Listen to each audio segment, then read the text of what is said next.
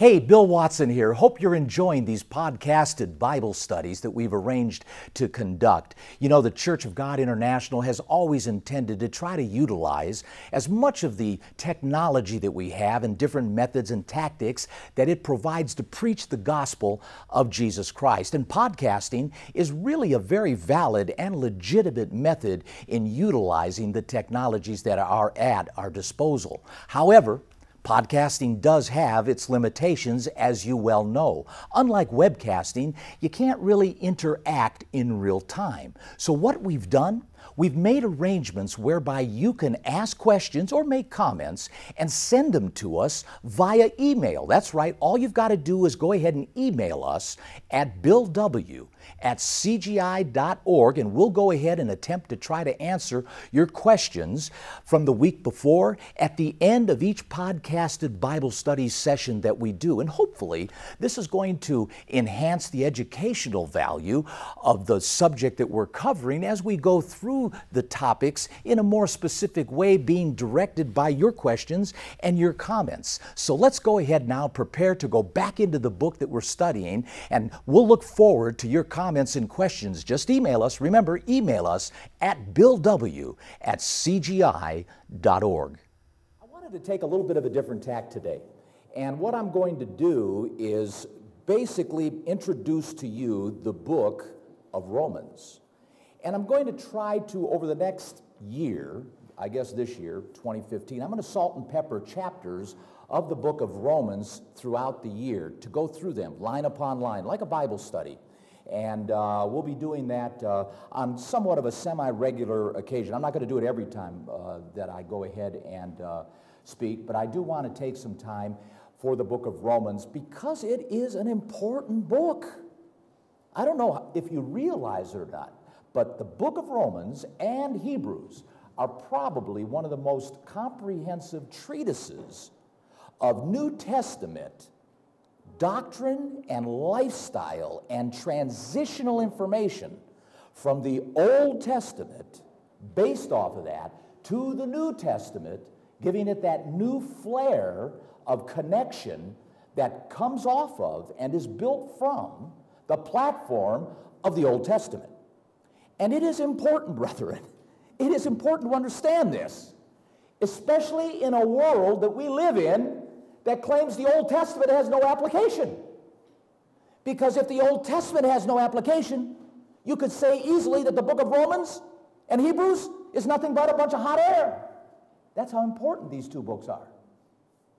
The Apostle Paul was a well-educated guy, and he wrote the book of Romans. Many people claim that he wrote the book of Hebrews too. Good reason to think he did because of the technicalness of it, if I can use that term. It's a very technical book, the book of Hebrews, because it is a very comprehensive transitional book that takes you from the sacrificial system into the New Testament transition of Christ being the sacrifice and the Lamb and so on. That's another story left for perhaps maybe 2016, but God willing.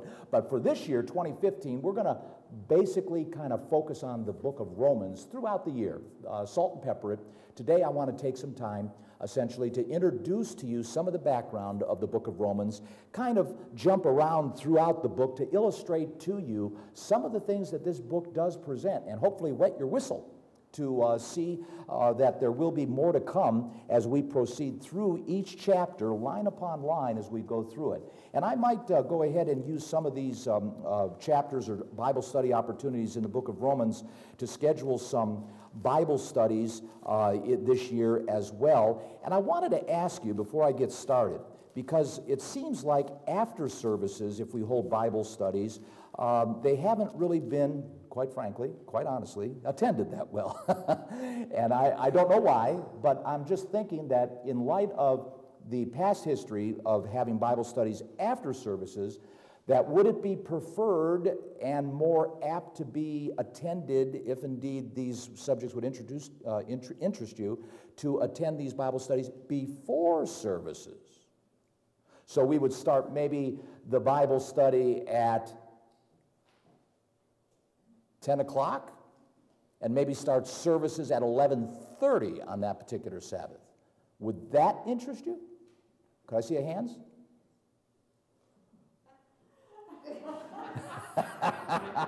You guys are late sleepers on the Sabbath. Frank's going. All right, how about after services? Would that be more preferable? Okay, that's okay. We'll keep it there then. We'll keep it there. I'm going to hold you to your word now. But we'll keep it after services. Then we'll have a little bit of food or something, and then on those days I'll make mention if indeed we go ahead and do that. But at any rate, I wanted to start here in the book of Romans, and as I mentioned, it does serve, the book does serve to be a very comprehensive exposition, and this is why it's so important, a very comprehensive exposition on the details of salvation and how this process, the mechanics, the logistics, the terminologies actually engage and play out and how they interrelate and connect up with each other.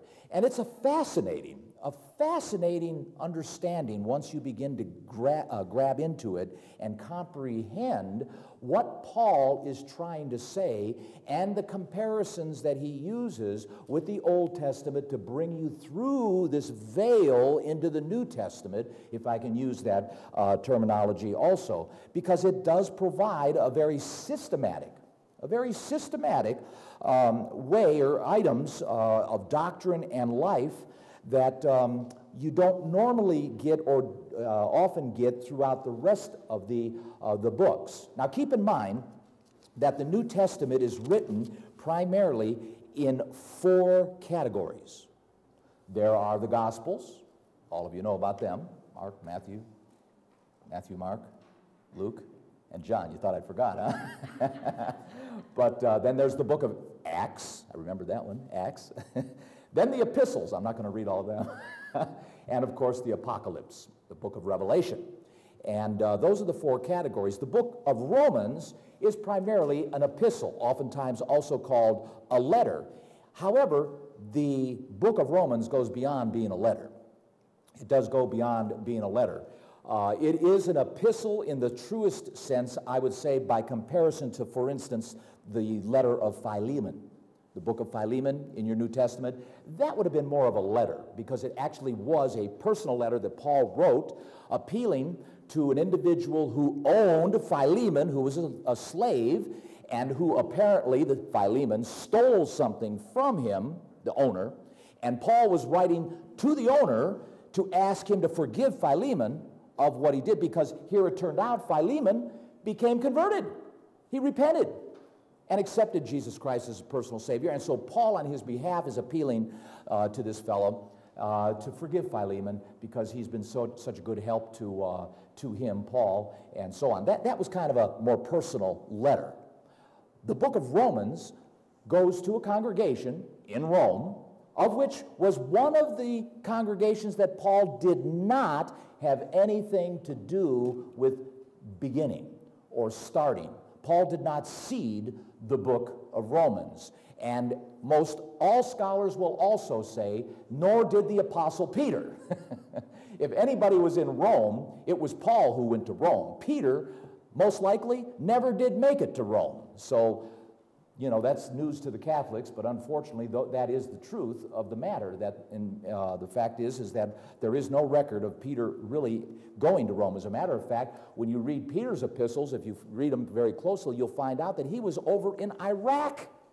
He was over by Iran, over by the area of Babylon, which is where that is.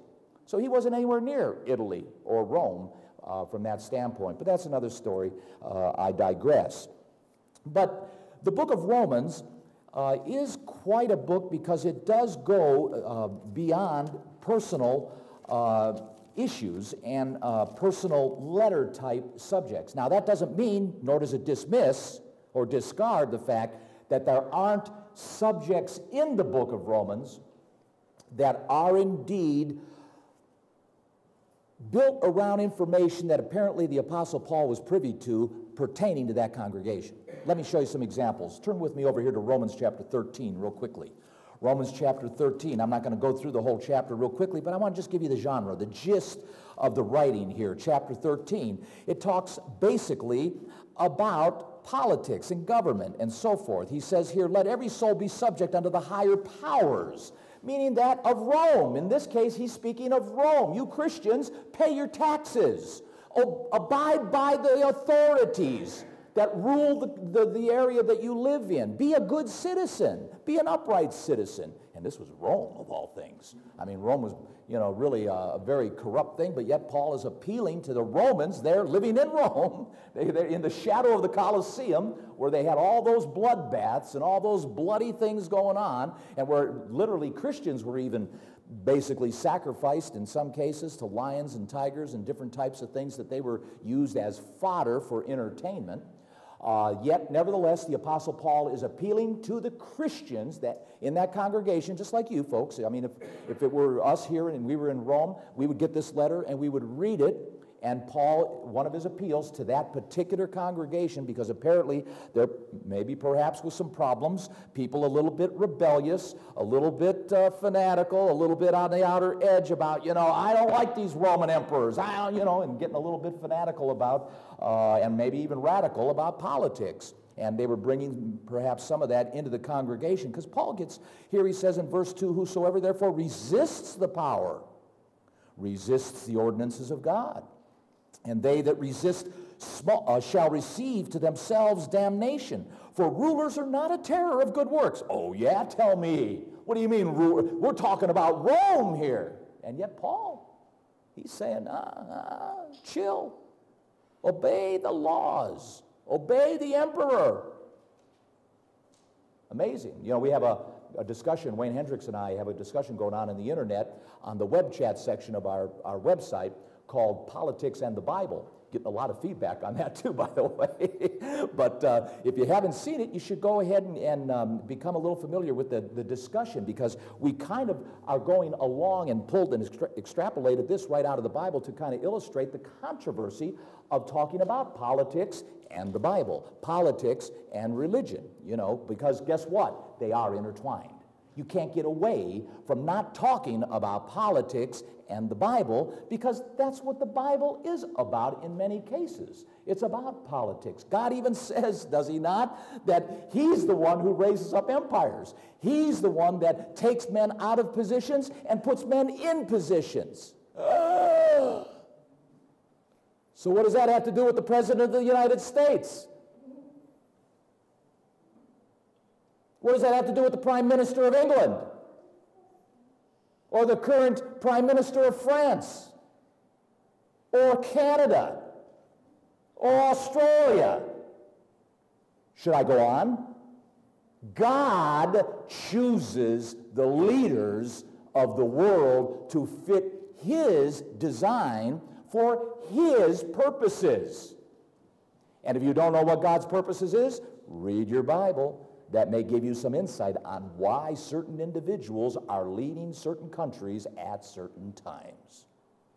Thank God we had President Roosevelt during World War II.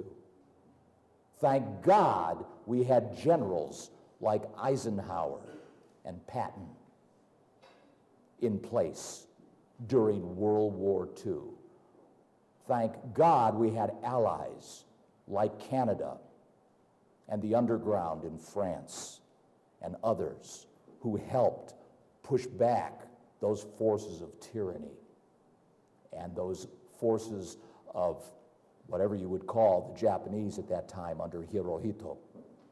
Thank God we had God's hand in raising up those men and women to lead the Allies in the United States of America and Great Britain into the winning role that they did. Otherwise, you know it as well as I do, we'd all be speaking German or Japanese. And that's a fact. World War II would have went down as a total disaster, and we'd all have a whole different set of geopolitical conditions we're facing with today. That was not in the plans, and consequently did not come to fruition. Nevertheless, there must have been some difficulty over there in Rome in this congregation with the politics of the day, because he says here in verse 4, and he continues to emphasize, for he is the minister of God to you for good. He's talking about the emperor of Rome here. I mean, these guys were in Italy, This is where this letter was being written. And Paul's appealing to those Christians to really get in line with the Roman government and abide by the rules. Not compromise your faith, of course. I'm not talking about that. All I'm saying is to be good citizens is what Paul is appealing to.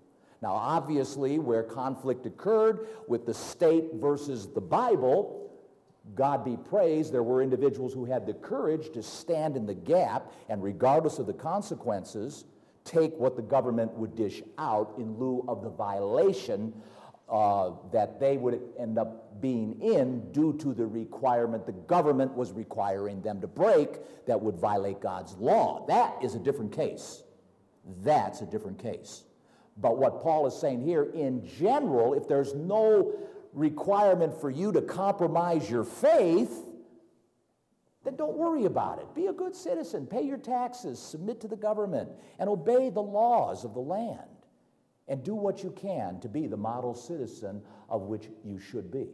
And that's essentially where he's going with some of this that he's talking about. Romans 14, look at this. There must have been some issues going on with individuals in the congregation thinking that they were better than others. And he goes on talking about how we shouldn't judge each other. Verse 13, let us not therefore judge one another anymore. And he goes on talking about these two major issues with regard to fasting and days of choice of particular choices that they chose to do that on. It isn't about the Sabbath. It's not about clean and unclean meats. It's about fasting. It's about what you choose, which day, Wednesday or Thursday or Monday or Sunday. But we'll get into that as we get into these particular chapters. Chapter 16, and over here in verse 17, and apparently there must have been a little bit of this going on as well. He says, I beseech you, brethren, mark them, meaning to take note of them, be vigilant with them or toward them. In other words, take notice, be attentive to those, not marking them in the sense of reading their names from the lectern and then publicly embarrassing them in front of everybody. No. That's not what we're talking about here. What the Greek word means simply is to be vigilant and attentive to those which cause division and offenses contrary to the doctrine which you have learned, and avoid them. Avoid them. The Apostle Paul in 1 Corinthians over there and handling a situation there, you know that story in chapter 5 where the guy was basically shacking up either with his stepmother or biological mother, and Paul was saying, hey, throw the guy out of the church. You know, he's creating division because now it wasn't so much, I mean, if it was a secret thing and he was really ashamed of what he was doing, that would be one thing. But this guy was puffed up, Paul said. Remember, he uses the word puffed up. He had an attitude. He was braggadocious. I got a relationship with my mom. What? You know, but I mean, that's what was going on. And he was creating division, and people were also, being that he was getting away with it, beginning to think, well, maybe they ought to be able to do some things too. And it was like leaven. And as a matter of fact, it was even written during the days of unleavened bread. We've read chapter 5, 1 Corinthians there oftentimes with regard to some of the statements there in the Scriptures you're well aware of that I won't go to for the sake of time, but many of you, I think, and it's certainly no surprise that narrative was written during the days of unleavened bread. And so consequently, it became very pertinent for Paul at that time to use terminology like you're puffed up, you know, you're bragging on your situation, like you're getting away with something. That's not good, and it's causing division. So here, basically in these 3 chapters, and I could probably point out a few other chapters as well, that Paul is addressing some personal issues in that congregation at Rome, of which he must have been privy to due to intel that he was getting from the folks via letters or maybe in traveling with individuals who had visited the congregation that came back to him and shared with him certain things that were going on over there. But the point of it is, Paul was well aware of some of the things that were going on there, although he was not the one who started that particular group, like over in Corinth. He started in Ephesians, he started those particular congregations. But it does also, the book, goes through other subjects that go beyond the congregation, in Rome. As a matter of fact, some of the subjects, for instance, let me take your attention over here to Romans 6. And Romans 6 is a very obvious and interesting chapter with regard to the subject matter, illustrating how some of these subjects in the book of Romans go beyond the local issues that were being contended with by the congregation. Here, chapter 6, Paul, after he comes out of chapter 5, and you'll get the flow of this as we go through some of these chapters, but I'm just kind of giving you a little bit of an overview here. You read chapter 5, and you'll see how that all swings into chapter 6, because you have to remember also, the book of Romans is a letter. Remember, the translators divided it up into chapters and verses. So really, this is a free-flowing letter. In the original manuscript, it wouldn't be broken out into chapters and verses. It would just be a letter, like you wrote a letter to somebody. And so in this case, chapter 5 is in context with chapter 6. That's all I'm saying. So it's really not a break of different subjects, or it's not a patchwork of topics that are all just kind of, patched together. No. This is a letter.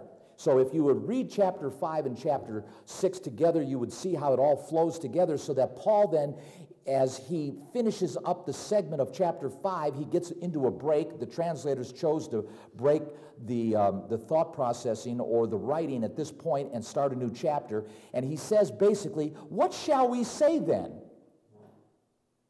Shall we continue in sin that grace may abound? Now, where's he coming from with those questions? Well, he's coming from what he said in chapter 5. I'm not going to go back there and read it. I'm just telling you that's the bridge comment. So he's kind of challenging himself. After I told you everything in chapter 5, so what are we supposed to say? What are we supposed to say? And he asks this question, shall we continue in sin so that grace may abound? And obviously, when you know some of the issues that were going on and heresies that were surrounding the early New Testament church, in that there were some Gnostics,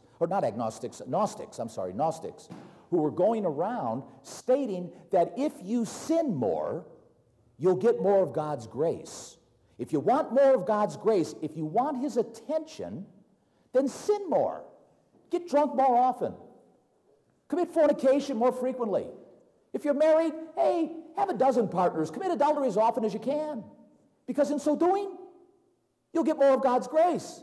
And he's pulling his hair out saying, no. What shall we say? And you can read some of this logic as he builds up to it from chapter 5. He says, God forbid in verse 2, how shall we that are dead to sin, figure of speech, live any longer therein? And then he proceeds to describe the baptismal rite, the symbol of baptism and what it means. And he uses that as a demarcation of this initiation into a new way of life that should give us a whole different look on sin. And he proceeds basically chapter 6 talking about sin. And if there was anybody who ever thought that the grace of God replaces the requirement or sense of obligation we have as Christians to obey the law, well, I don't know how you would still hold that notion after reading chapter 6. Because chapter 6 is very crystal clear and plain speech about the fact that no, regardless of the grace you're in, the fact is you are obligated to obey certain good works. And if you don't, he concludes over here in verse 23, and many of you are well aware of this, the wages of sin is death. And keep in mind, he's talking to Christians. He's talking to Christians. What does that mean? That means you, as a Christian, if you continue in a lifestyle that is contrary to the values and standards of Jesus Christ, and of which you should now be putting upon yourself to represent after you went through the baptismal rite, then you too will die. Because the once saved, always saved mythical doctrine is just that. It's mythical. It doesn't exist. It's not in your Bible. It is not once saved, always saved. Christ did not do it all for us. And this book goes through some of those logistics, illustrating some of the relationships of the things that we're going to get into here as we go through some of the subjects that each chapter illustrates and discloses and reveals. Now, some also thought, and I'll show you just a little bit of a kind of a nuance here, because there's a lot of things embedded in these scriptures that we oftentimes don't take note of with regard to the real lives of these guys, and in this particular case, the Apostle Paul. For instance, some scholars will say that the Apostle Paul basically wrote the book of Romans for this reason, and that is that he wanted to send the letter out before he actually arrived on the scene in Rome, so that he could kind of, for the sake of a term, plow the ground, so to speak, and orient the people in Rome of the very gospel that he's been preaching for about 20 years, because, by the way, this book was written, most will say, in about 57 AD, which is about almost 25, 30 years after Christ ascended back to the Father. So this is a few decades after Jesus had already ascended back to the Father. And in this case, the Apostle Paul was definitely planning a trip, get this, planning a trip to Spain. Over here in Romans 15, and in verse 21, we'll break into the context real quickly here. He says, "But as it was written, or as it is written, to whom he was not spoken of, they shall see, and they that have not heard shall understand. For which cause also I have been much hindered from coming to you." So he wanted to come to them sooner, and he's basically saying, but he's been hindered.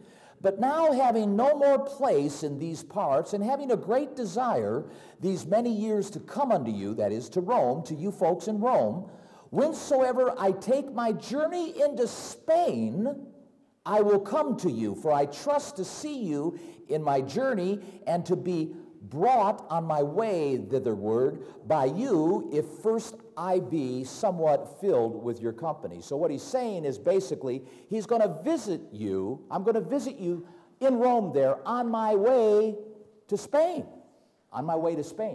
And so some scholars will say he wrote this prior to that trip to send on ahead to Rome, to the congregation, so they would be briefed and oriented on what he's been speaking and preaching. And he was fully intending, as some of these scholars will say, to use Rome as a base of operation to launch evangelistic campaigns into Spain.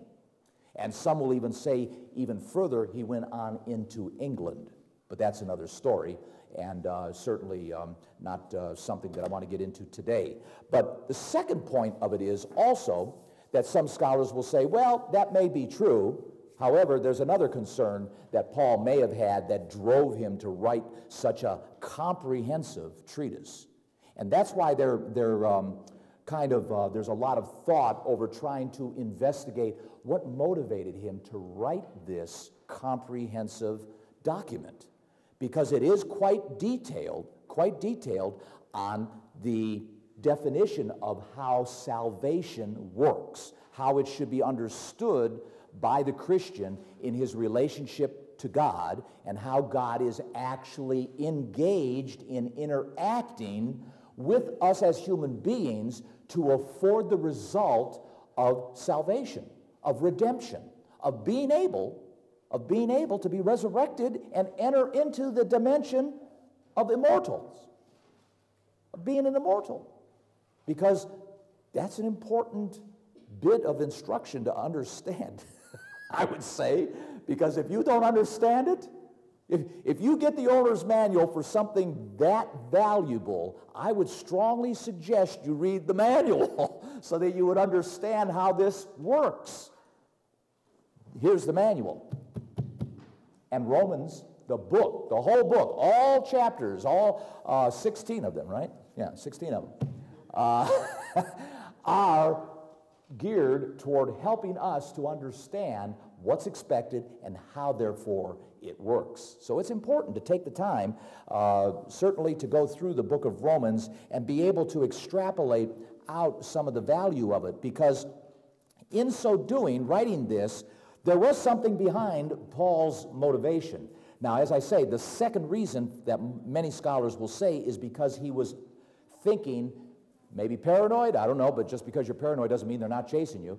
The fact of it is that he thought perhaps he wouldn't live very long, and he better lay some record down for what he was preaching and what was understood to be truly information from God that would be helpful to the Christian in his development with his relationship with God. And they cite this over here in chapter 15 also, and in verse 30, where Paul states this, "Now I beseech you, brethren, for the Lord Jesus Christ's sake and for the love of the Spirit, that you strive together with me in your prayers to God for me." See, he's asking them to pray for him. And here's why. Verse 31, "That I may be delivered from them that do not believe in Judea." In other words, he knew the Jews were after him. Now, he knew that already and was well aware of it. And you can read Acts chapter 19 and 20 because that overlays in some of this. The book of Acts is basically the chronicle, the itinerary of Paul's life and his ministry in many respects. And, of course, the Apostle Peter to a lesser degree, but nevertheless, and some of the other apostles, by the way. But the point of it is that a lot of what you read in the ancillary epistles, such as Romans and Colossians and Ephesians and these other epistles, actually all plug in to the book of Acts. They all plug into the book of Acts. So that in these travels, you can kind of gauge where and what some of the things were that was framing the time that generated the writings of Colossians, that generated the writings of Ephesians or the Philippian church and so on, to give you a better concept of the context of why certain things were written. And in the book of Acts 19 and, of course, chapter 20, you will see that the Christians were viewed as threats. In the one case, Alexander the coppersmith, remember that guy? Remember Paul said in one of the epistles, "Alexander the coppersmith has done me great harm." Well, Alexander the coppersmith was a idol maker. And he would make idols for Diana. He had a thriving business. And you had a group of guys coming in and out through Ephesus, through Colossae and other areas who were basically espousing the fact Diana was nothing more than that. A building, an idea, a myth. She was not a god. So don't buy the statues. And this guy was pulling his hair out because they were ruining his business.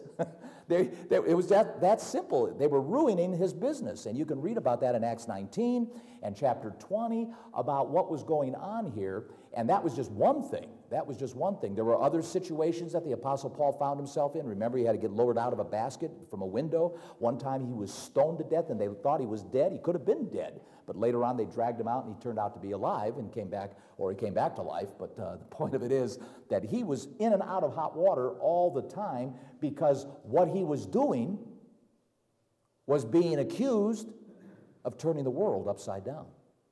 He was accused, along with others, of turning the world upside down through the gospel of Jesus Christ. This was new stuff, very new, and yet it was old.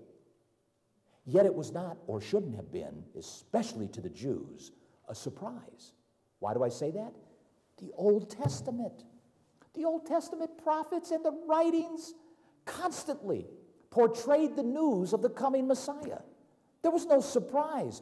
The articles and documents of where he was going to be born in Bethlehem was written in the prophets. The fact that he would come out of Egypt, which he did, because remember, he was told, Joseph, his stepfather, his surrogate father, who ended up marrying his real mother, Mary, because Herod was going to kill all the babies, remember, 2 years and younger. Where did they go? They went to Egypt to hide for 2 years until Herod died, right? And then guess what? After he died, here comes the Lord out of Egypt. That's in the prophecies. Like I've often said, Nostradamus has nothing over the Bible, man. has nothing over the Bible. And yet people do not give credit where credit is due with regards to some of these things. At any rate, the Old Testament is a very, very important part of the Bible and does give validity, validation, credibility, the stamp of approval to all of the New Testament writings. The book of Romans. The book of Romans is an important transitional book, all 16 chapters, a very important transitional book, abridging the meanings, the spiritual depth that is not necessarily recognized in the Old Testament due to the physical relationships of so much that was material in its orientation to teach mankind of the connection to God. But in the New Testament, book of Romans especially, and Hebrews, brings you through that transition and begins to translate what was established in the Old Testament, but with a spiritual, in-depth understanding of what all that Old Testament stuff really was all about. And that's where people miss, they really miss the value of the Old Testament in that regard. Now, as I mentioned, the book, they believe, was written in around 57 A.D. And this is an interesting point. This is another one of those little nuances that you don't necessarily pick up, but is important from this standpoint, that it helps when understanding these little nuances that I'm about to share with you here, another one. It helps you, I think, to grasp the fact that these people were real people. They had real lives. They wrestled and struggled with the same things that you and I wrestle and struggle with. We're in more modern times. Yeah, we drive around in cars, you know, that go 100 miles an hour. As a matter of fact, I was looking on the internet this week regarding some cars that are coming out of this new car show up there in Detroit, these types of cars that they're planning on building. They've got Cadillacs bringing forth a car with a 600 horsepower that easily does 200 miles an hour, a CTS, a four-door sedan. Where in the world are you going to drive that car? 600 horsepower at 200 miles an hour. Somebody's going to kill themselves with that thing. But at any rate, all I'm saying is things are different than what they were back then, but that doesn't dismiss the fact, nor does it devalue the fact that these were real people too. They had struggles and similar issues with health and job and concern of family and kids and delinquency and all the things that go along with some of the same things that we deal with here. And this nuance kind of illustrates that. Here in Romans chapter 16, let me bring your attention back. And this is why, as I say, going back to what I'm reading this for, many scholars believe is the reason why they think the book was written in around 57 A.D. And that is here the Apostle Paul, of all things, addresses a guy that you're familiar with. You've heard his name over and over, and his name is Gaius. And over in verse 23, it states this: Gaius, mine host, and of the whole church, salutes you. Erastus and the chamberlain of the city salutes you, and Quartus, a brother. Now, where is Gaius at? Well, if you go over here and go to 1 Corinthians chapter 1, 1 Corinthians chapter 1, and in verse 14, you will see Paul addressing some particulars with regards to issues being contended with there in Corinth, but states this in the course of that narrative. He says this in verse 13. Is Christ divided? Was Paul crucified for you? Or were you baptized in the name of Paul? He's correcting the Corinthians. I thank God I baptized none of you but Crispus and Gaius. And Gaius was also so very well known in the Corinthian congregation that apparently even the Apostle John knew him, because if you go back to 3 John, the epistle of 3 John, you'll see that John is writing to Gaius. So Gaius knew John, and Gaius knew Paul. These are real people. And they match this up, of course, with the fact that if Paul was with Gaius at this time, because he says Gaius was his host in verse 23 here in Romans chapter 16, verse 23, then apparently Paul was in Corinth, and he was there in I think it was the spring of 57 AD, that would have given him the time to sit down and write this very exhaustive exposition called the book of Romans. So with that being said, it just goes to explain and show that these were real people, and that Paul gave, and many scholars will claim that the reason why Paul opens chapter 16 with this opening in verse 1 and 2 is because Phoebe, the woman, Phoebe, was given the document, the manuscript of Romans, and told to take it. And Phoebe delivered it. And here in 16 verse 1, he says, I commend unto you Phoebe, our sister, which is a servant of the church, which is at Centria, that you receive her in the Lord as becomes saints, and that you assist her in whatsoever business she has need of, for she has been a securer of many, and of myself also. In other words, Phoebe was a very well-known saint among the community of Christians, and she was to be given respect and to be taken care of in the business that she was going to be giving and doing over there in Rome. And so he's kind of laying down the groundwork there and giving her a little bit of an introduction.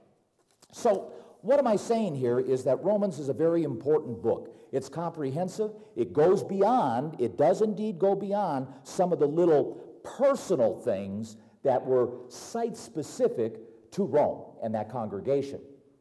However, as we see, we can extrapolate some of those personal issues that those folks were dealing with some short of 2,000 years ago and understand that they're very current to us today, are they not? Because there's still division in the church. There's still a lot of riffraff going on between people trying to balance politics and the Bible. There's some people that are more out there, you know, more activist types. There's others that are more pacifist types. There are some that won't vote in the Church of God, and there's some that will vote in the Church of God. There are some that don't want to be involved in anything that pertains to any kind of civil recognition of the government and or the country, even to the point that there are some Christian denominations today that will not even observe Thanksgiving. And that's the way it is. And so all I'm saying is we still have these same controversies, these same issues that we bounce back and forth with that they did as well. And like I said, the time then is not that much different than the time now. But also here, before we close out today, because again, this is just a small introduction, I wanted to turn here to Romans 8 for a moment and bring your attention to this. This chapter, if you're not familiar with this chapter in the book of Romans, you should get familiar with it.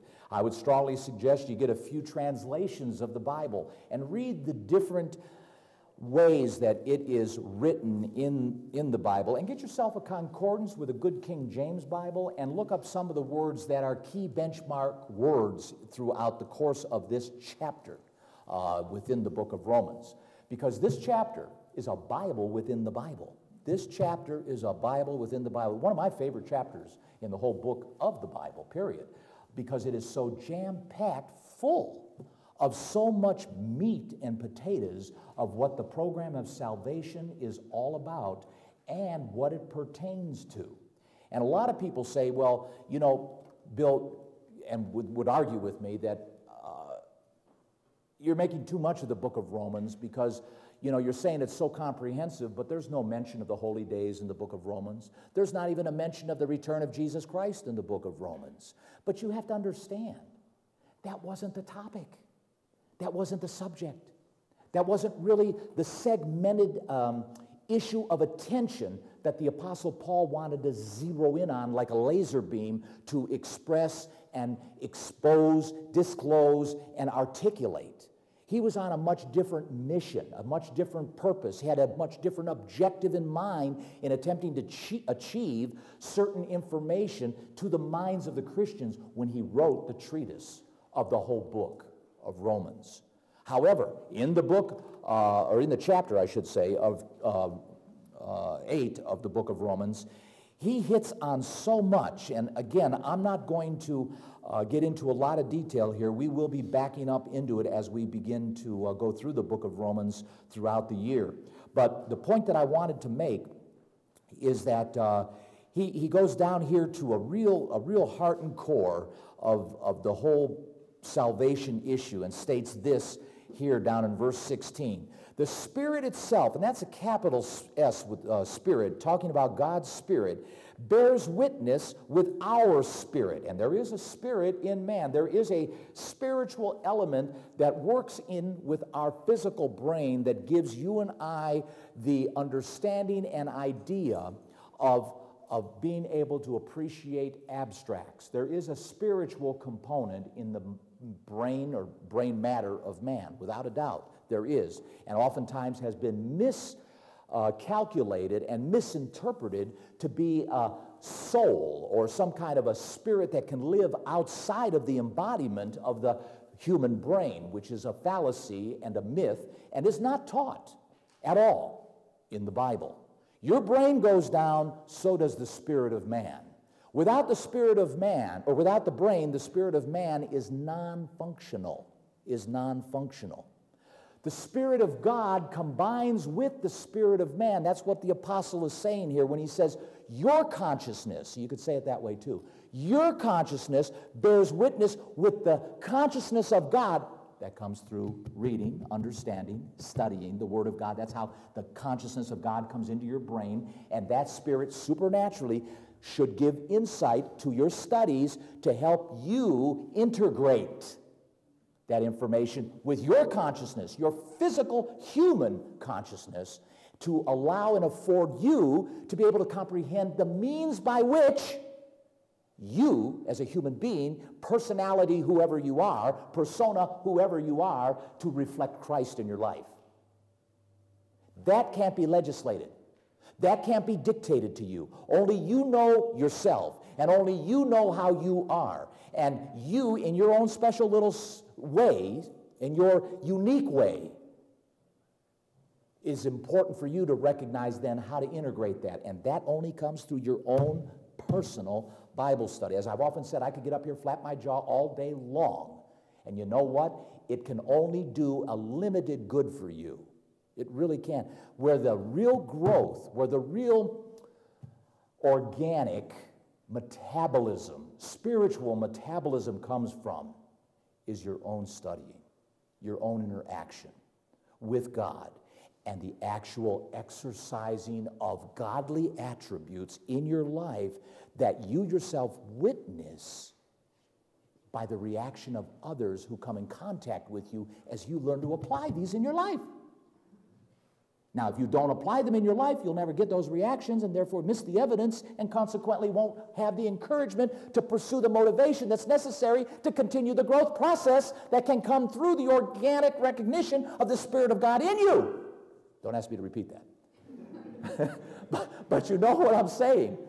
It is important to understand the integration of these two forces, yours and God's, which marries you through the process of baptism and that recognition of your commitment to God to allow Him to have His way with you.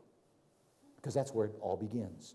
And how much you allow Him to have His way with you will determine the amount of growth and encouragement, motivation, and all those things that come with your continued relationship and development with God. So here is this verse 16 is loaded. It's just loaded with stuff. And in 17 he continues on. He says, and if children, and he states children of God in verse 16. So then he says, if children, meaning referencing, building off, taking off of verse 16, he says, so if you're children, then heirs. You're heirs of God and joint heirs with Christ. If so be that we suffer with him, that we may be also glorified together. Why does he say suffer? He says suffer. You should look that word up to get the real meaning of it. Because it is hard living in the flesh to do the spiritual things. Because you're in constant conflict with yourself. You want to lose your temper. You want to strangle this guy. You want to whack that kid so hard that you'll send him right through the glass. And you struggle. You want to do something so bad that you can't even dare think or say it to such and such for this and that. Or you don't have the patience, you just want to get. And so that's really what you want, but you know you shouldn't. We all struggle with these things. I want to eat more ice cream, but I know I can't because I'm already 300 pounds. You know, I want to watch more TV, but I don't have the time. But I'm going to do it anyway. And you do, until finally you catch yourself a week later finding out that 80% of your time is being spent watching TV. And you say, oh, I shouldn't have done that. We battle with these things. I don't want to get up. I want to sleep late. Oh, I'm late for work again. All these things. Brethren, we struggle with them because the flesh is constantly in conflict with the spiritual values. The spiritual value is there to motivate you to become bigger and better than what you are, to make you something that you can only be with God. And so it's important that we listen to the spiritual, I don't want to say voices because that kind of sounds insane, but you know what I mean. The intuition, let me say that. The little voice in you, I'll use that word, that feeling, that notion that says, you know what, I should be doing this. I should call that person. I can't tell you how many times I say to myself, I should call that person, and I'll offer you this little thing, and I didn't, and they died. In ministry, those opportunities come your way, and then you got to live with it. You see, brethren, we're all struggling. We're all struggling in these things. This is what he's saying. Suffer. You suffer. Oh, yeah, we do. That we may be also glorified. In other words, you got to make those things happen in your life if you want to grow. For I reckon that the suffering of these present times, or this present time, are not worthy to be compared with the glory which shall be revealed in us. For the earnest expectation of the creation waits for the manifestation of the sons of God. And right here, oftentimes I shake my head, scratch my hair, wondering why in the world do scholars say he's not talking about the resurrection, when right here he's talking about the resurrection. He's talking about the birthing of the sons of God. He's talking about the redemption of your body and essentially changing, and how the whole world is groaning in pain, waiting for the day of redemption and the manifestation of the sons of God. That's the resurrection. But oftentimes, people don't understand that terminology. Why? Because they think when you die, you're wafting off to heaven. That you have an immortal soul in your body. And that's how it happens. And it's foreign to them to understand this kind of terminology. But yet Paul talks and does indeed touch on the resurrection.